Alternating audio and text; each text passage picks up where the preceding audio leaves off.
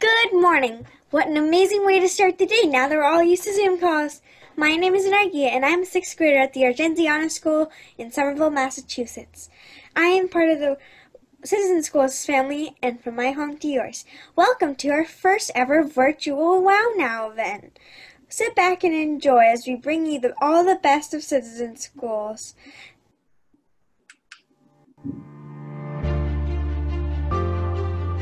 This is a time for distance, and in education, we know distance. We know distance because we know gaps in access, in opportunity, and in equity. Our most vulnerable students are all too familiar with those gaps, with the distance between the dreamer and the dream. And during this difficult time of school closures and the uncertainties that come with them, that gap will only get wider, those dreams only farther away.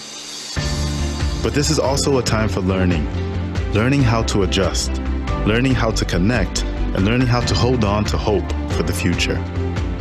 Over the last 25 years, Citizen Schools has served as a connector for the community, building bonds between teaching fellows, volunteers, and students to bridge those opportunity gaps with hands-on learning and career mentorships.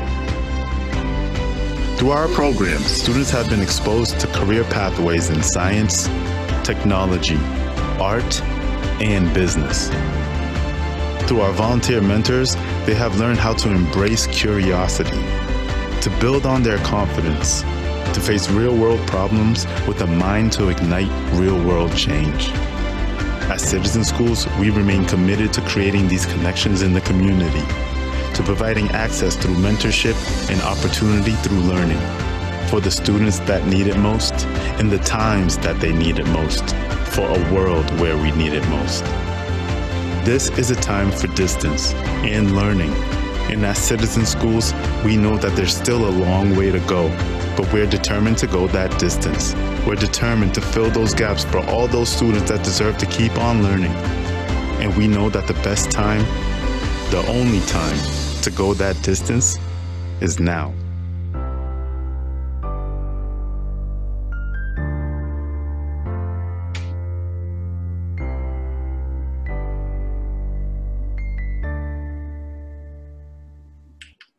Good morning and welcome to the Citizen Schools 2020 Wow Now event.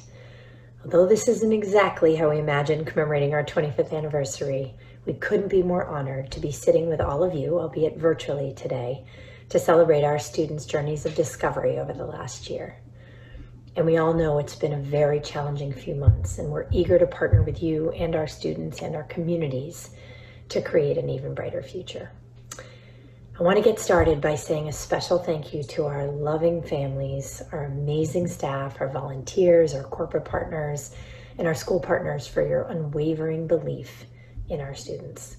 Our work and this event would absolutely not be possible without you. I also want to share a special note of gratitude for our event sponsors, including our Changemaker sponsors, Amazon, the Boston Foundation, Fidelity Investments, and Fiduciary Trust. Over the last 25 years, Citizen Schools has brought two unique opportunities to our middle school students. One, the chance to engage in hands-on real-world learning, and the opportunity to connect and develop relationships with career mentors. And through that process, our students have become creators and they become agents of change. Whether it's in STEM classrooms or after-school programs or communities across the country, our staff and volunteers and partners are helping our kids build critical skills like teamwork, empathy, and confidence. And they are creating the social network that our students will need to become our next generation of leaders. Over the last couple months, our team has been hard at work to help families and students navigate the challenges of the COVID-19 crisis, including the rapid pivot of schools to remote learning. We've transitioned all of our models online, and we've been mobilizing volunteers in really creative ways to help make sure students' interest is piqued and to keep them engaged in learning. One great example of this innovation are virtual learning hours. We've built a portfolio of classes that include people of color in STEM, led by a team from Morgan Stanley, mask making and fact-checking COVID-19 with Dr. Katie McBride, and the census and voting, led by executives from GE and Liberty Mutual. Our work is always important, but it is vitally important right now for one simple reason. The pandemic has disproportionately affected the communities we serve, and the opportunity gap that we seek to close has come into even sharper relief. The racial violence and injustices of the past couple of weeks have further intensified the trauma that our students are feeling. With the tragic deaths of George Floyd, Breonna Taylor, Ahmaud Arbery, and so many others, our children are internalizing the message that rules are applied differently in matters of race, and that is heartbreaking. Citizen Schools has been called to examine our own role in upholding racist systems and our responsibility in dismantling them. That kind of change requires bold action, and at Citizen Schools we believe that equity truly begins with opportunity, and that every single adult has a role to play in providing that opportunity to our students so they can shine. Thank you for helping us deliver on that promise each and every day. It's now my honor to introduce to you one of our nation's greatest champions of educational equity, John King.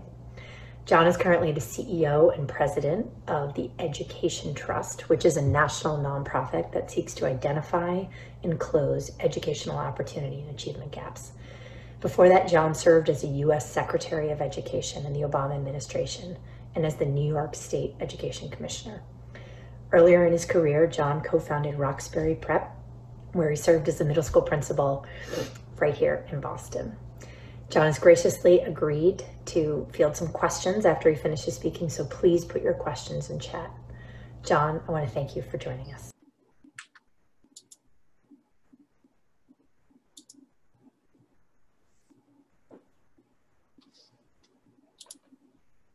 Good morning. It's great to be able to join this fantastic event, and I so admire your leadership at Citizen Schools and have admired the work of Eric and Citizen Schools for all of the 25 years that Citizen Schools has been around. I also am very proud that the Citizen Schools Director of Technology is one of my former middle school students, Giovanni Morales. So I love any opportunity to get to collaborate with my former students. We gather at a pivotal moment, I think, for the country. And as Em said, there's no question that COVID-19 has had a disparate impact on low-income communities and communities of color. We see that in the health disparities. We see that in the disparate economic impact of the crisis. We clearly see it in the educational impact. Low-income students and students of color are less likely to have devices, less likely to have internet access. Their school districts have struggled with the supports that teachers need to make distance learning effective. Many students are working on their academic work alone because their parents are essential workers and aren't able to be home with them. In fact, in the African-American workforce, only about 1 in 5 African-Americans are able to work from home. Only about 1 in 6 Latinos in the workforce can work from home. So many kids are working on their own, or maybe they're helping younger siblings at home to do their schoolwork. And so this has been a real struggle, and we will see the academic consequences of this period next school year with learning loss, and we'll see the socio-emotional consequences. There's no question that many students are feeling isolated. Some students are in homes where there's addiction or abuse or economic trauma or health trauma, and all of that's having an impact on our kids. We also gather, as Em said, a moment where the country is reflecting on the issue of police violence, which really is a part of the legacy of 400 plus years of institutional racism. We're grappling with disparities, not only in how police interact with citizens, but how much individuals feel a part of the community. I was struck watching events in Minneapolis by the fact that I was in St. Paul, neighboring city, when I was secretary to mourn the death of Philando Castile, who was killed in police violence. And now, 4 years later, we see the same challenges. And so we have a lot of work to do as a country. When I was with my family at the DC protests on Sunday, I was struck both by the level of frustration I feel and so many others feel about the progress we still need to make, but I was also inspired to see folks organize to make their voices heard, to see my daughters, who are 13 and 16, demanding justice for George Floyd, but more than that, a rethinking of how we approach policing in the United States.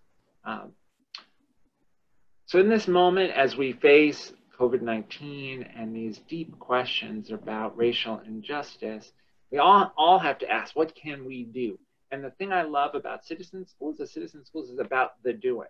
Citizen Schools is through the volunteers and the teaching fellows and the partnerships with the educators, is making a difference for kids through engagement and through relationships. And all of us have an opportunity both to participate in the work of Citizen Schools and to support the work as a way to help young people seize opportunity.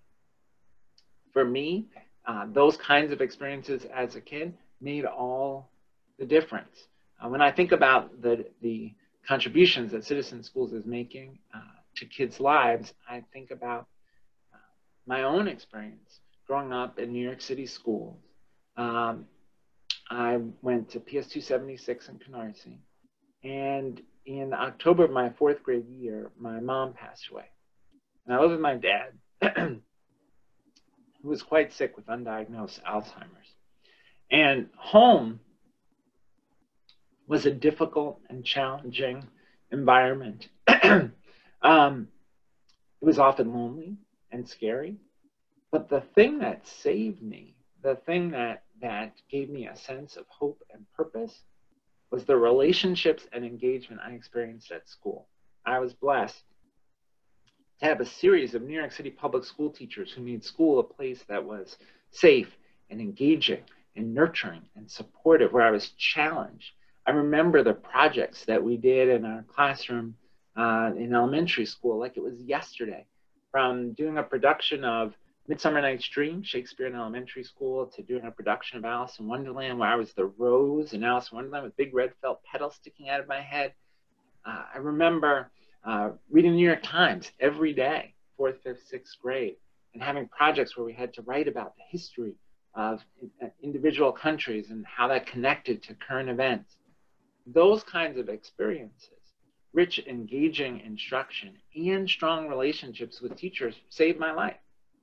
My dad passed when I was 12, and I moved around, different family members, different schools, but it was always teachers creating those engaging spaces and building those relationships that made a difference.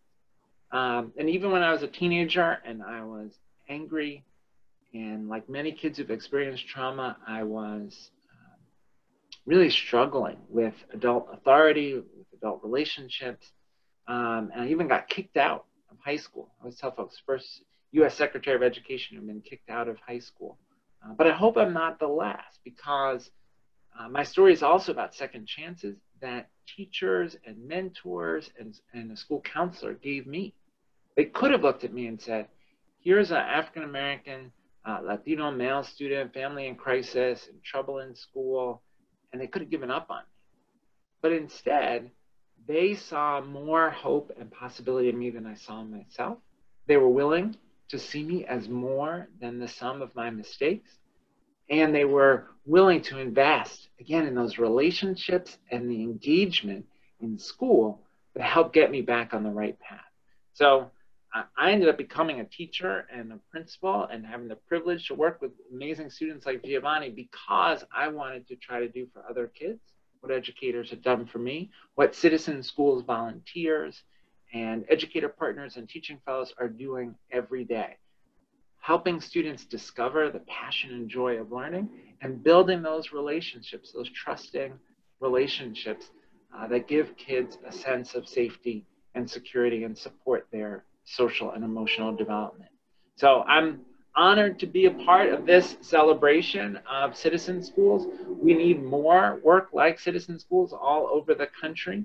I hope that this will be a moment where the country reflects on the challenges that we faced around COVID-19 and around issues of police violence, and that we come out of this stronger, that we don't just go back to an inequitable normal, an equitable, inadequate status quo from before these crises, but that we come out actually stronger, that we have what I, as a nerdy former history teacher, would call a New Deal moment, where, like coming out of the Great Depression, we are willing to ask, how do we make our social contract stronger? How do we strengthen our safety net? How do we build a more resilient economy? And we make changes like the Social Security Act that redefined the social contract in the United States. We make big changes to ensure a stronger, healthier, more just, more democratic future. I think that's possible, and I think Citizen Schools is a critical part of that. So thanks again for the opportunity to join you, and happy to take questions.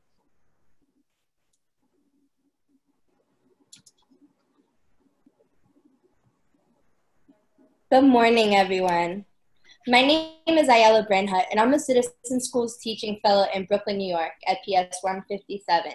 Thank you to all of our audience members joining us virtually, and a big thank you to John King for joining us this morning and being willing to answer some of our audience questions. If you're joining us and have questions, please remember to put them in the chat. Lots of questions have been coming in, but to kick us off, there's something I'm curious about and would love for you to discuss, John. Since 1999, Roxbury Prep has used a groundbreaking education model to help children succeed academically. How do you think that we can espouse the values of joy and rigor with students on a national level? Thank you for the question. Thanks for all you're doing for kids in Brooklyn. You know, that question that you raised is really what drove me to get into policy work. Is I wanted to think about how could we scale the combination of joy and rigor that we achieved at Roxbury Prep when I was principal there. And there are a few things. One is schools can't do it alone. They have to do it in partnership with communities. And that's why organizations like Citizen Schools have such a vital role to play. And efforts like AmeriCorps and National Service have such a vital role to play, because schools need those partners to create those joyful, rigorous environments. We have to invest in our teachers. The top priority for me as a principal, and I think our top policy priority, has to be to have great teachers in every classroom. And that means we have to invest in them. That means we need fair compensation, but it also means we need professional development and supportive environments and good working conditions for teachers. We need to make sure that teacher prep is strong.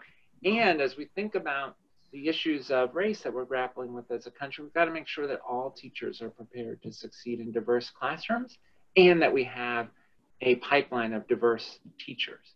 Only 18% of our teachers are teachers of color, but a majority of the students in our public schools are students of color. So we have a lot of work to do to make sure that we diversify the teaching profession and create the kind of diverse school communities that we need. Got it. Thanks for sharing. So I'm going to field a few questions right now. And the first question I have is from one of our students. And one of our students would like to know the answer to the following question.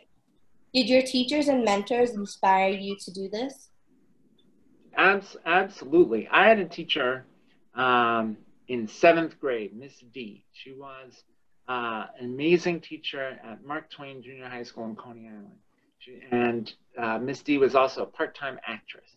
And her classroom was amazing. And at the time when I was in her class, my father was really sick. And a lot of times I would spend time in school worrying about him, worrying about what would happen at home. But in Miss D's class, I was totally focused on social studies. I remember we did a project on the Aztecs and the history of the Aztecs. And our project was that we did a newscast, an Aztec newscast, and I was the Aztec sportscaster. And to me, in that moment in 7th grade, the thing I was most excited about, most passionate about, was being the best Aztec sportscaster there had ever been. Yeah. And that was such a gift, because I was able to be a kid in her classroom, and I couldn't be a kid outside of school. And it's classrooms like hers that inspired me to become a teacher. And that was what I wanted to create as a teacher and principal. Absolutely. That's a great story. And we have another question from our audience members. How do you work within a flawed system with embedded injustice to create true social change? Well, I think we need to do two things. We need both to do advocacy and organizing, and we need to do politics.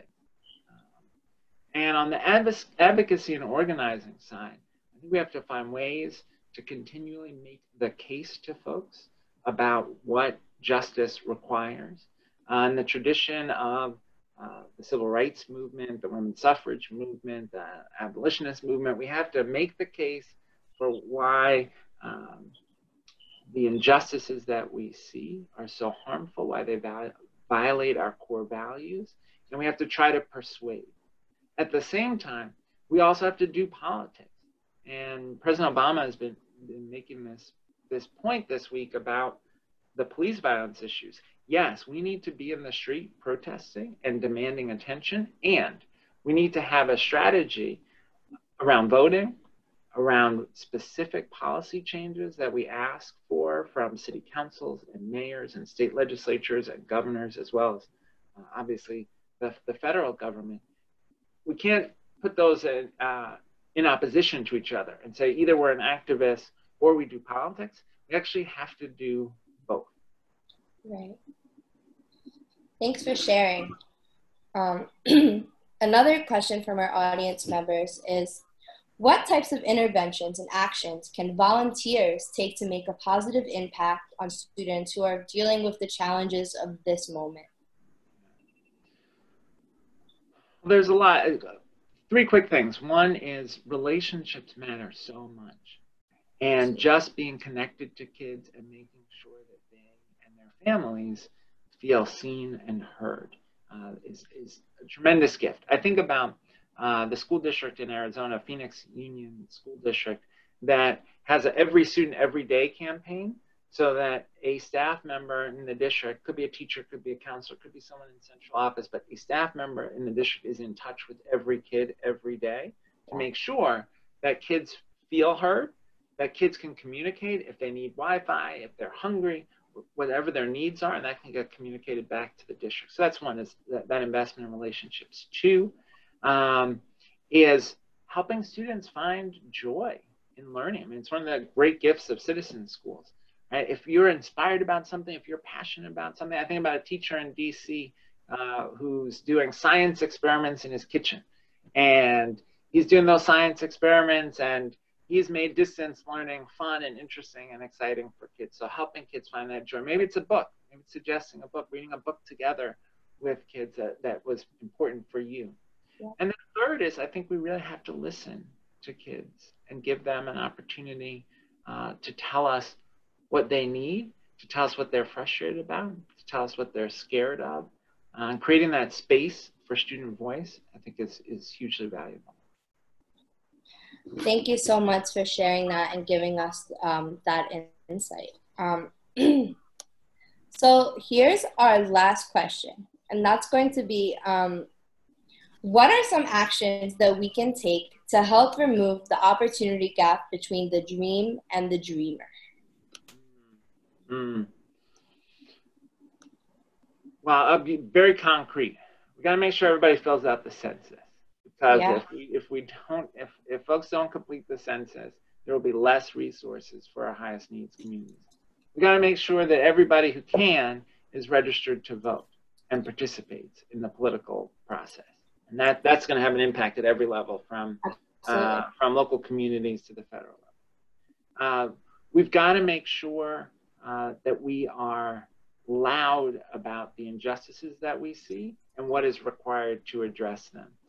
You know, many states, because of COVID-19 and the COVID-19 financial crisis, are headed towards 10, 15, 20% cuts in state aid to school districts. That'd be a disaster. If there's a 20% cut, that could mean 400,000 teachers laid off across the country. So we've got to organize and say that is not okay. That is not acceptable. We've got to organize around the fact that in many places in this country, people have to choose between being able to earn a living and going to work sick. and they're getting their colleagues sick, they're making their families sick, and they're compromising their own health. In the wealthiest country in the world, unacceptable. And so we've got to lay the groundwork through the census and voting, but then we've got to make the case for what a more just society could look like. And I believe, and I think the history of the United States demonstrates that when we make the case persuasively, when we build effective multiracial coalitions that articulate what justice requires, we can make social progress. Yeah. Well, thank you for that inspiring message. And thank you so much, John, for sharing your time and your insights with us.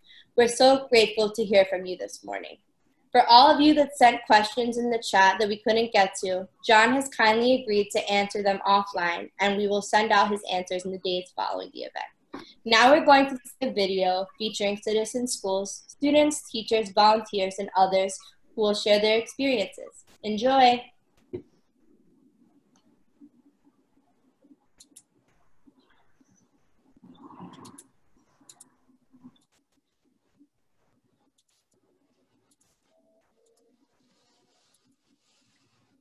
This year at Citizen Schools has been fun and engaging. Towards the beginning of the year, I learned how to be a financial advisor with Fidelity, and for college, I learned that I need to save up for my future. I'm proud of my hard work that I put into that project. I love to be in Citizen School because we do lots of fun activities, and at the same time, we learn new things. One of my favorite activities was programming robots to do challenges. Even in this lockdown, you guys made it possible to do Citizen School online and engage us with activities. Thank you all for your effort and love. We also had an opportunity to visit Google offices and Liberty Mutual office building as a part of our Citizen School field trip. Being in Citizen School was the best part of my day. Hi, I'm Trevon Adams. I'm the middle school science teacher at Flawed in Brooklyn, and we had ourselves a great time. Connor was a tremendous help. He brought in a wealth of experience from the industry. He works at Google in advertising, and that set a blaze of passion for our students to do their best in their project. Hi, my name is Connor. I volunteered with the Citizen School in the Catalyst program. Trayvon from day one wanted me to lead and encouraged me to speak about my job and my real world experience and relate it to not only the project that the students were working on, but how what they learn in the classroom will be applicable to real life. I think with his experience, our students became more self-efficient and they became team players also at the same time. My name is Jess Allen. I'm a data engineer at ButcherBox. The projects that I taught were computer science for innovators and makers and the climate science module. You could immediately see your impact on the students. So when they could see that the code that they were writing was directly applied into making this thing move and to making this thing light up, the aha moment was very apparent, and the excitement and enthusiasm for computer science was just fostered immediately in that moment. My name is Mike Mackey. I'm the assistant principal at the Perry K-8 school in South Boston and will be the principal of the Perry School starting in the fall of 2020. One of the things I've really come to appreciate in our partnership with Citizen Schools is the ability that they have to create units that really impact our lives now and the future that our students have in this community and in this world. My name is Amani Pinnock and I'm a teaching fellow in Massachusetts. Project-based learning has so many impacts on a student, but one of the best impacts that I have seen in Citizen Schools have been when students use 21st century skills such as teamwork and creativity to get through a project while learning. For example, I've seen students even connect with other students that wouldn't be a part of their friend group, but they've connected with them and got through a project and learned collaboratively. Hi, my name is Maria Navarro Gutierrez and I'm a second year teaching fellow and resident with Citizen Schools. Our students are unique, they are bright, they are funny, and they deserve to be taught in a way that values their uniqueness and their identity, in a way that inspires joy and that really opens them up to new possibilities, not just in the world, but in themselves as well. Citizen School is a great program because it helped me understand how to make a good position for a job or business. I enjoyed meeting the teachers and students. I also enjoyed all the activities I attended. My favorite was dancing and cooking. Dancing was my favorite and was a good choice for me to attend because I learned new skills. My name's Anthony Berry, and I'm a first-year teaching fellow in Massachusetts. I work with students that are in middle school. These students love being able to share cultures and continue to learn, grow with people that look like them and want the best for them.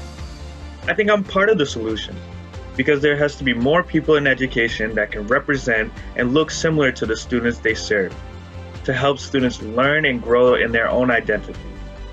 Being able to be vulnerable to help the next generation see their potential in careers that are challenging, but well worth it. So I believe in equality and opportunity.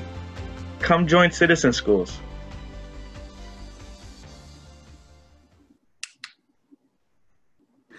This morning's event truly makes us all say, wow. When we think about our students, their teachers, and all the supporters who make this work possible. My name is Maritere Mix.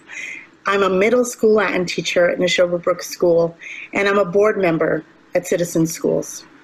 As an educator with 17 years of experience, I can tell you that this crisis has made us all rethink how we deliver continued learning to keep students engaged.